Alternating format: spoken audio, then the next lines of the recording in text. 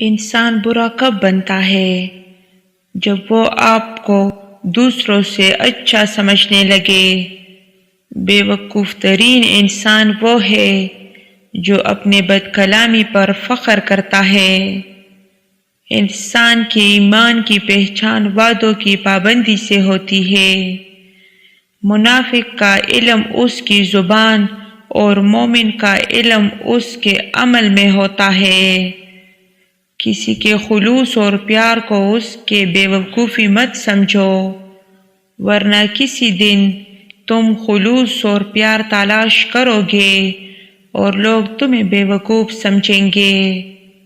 جب کسی کو کسی سے رشتہ ختم کرنا ہو تو سب سے پہلے وہ اپنی زبان کی مٹاس ختم کرتا ہے۔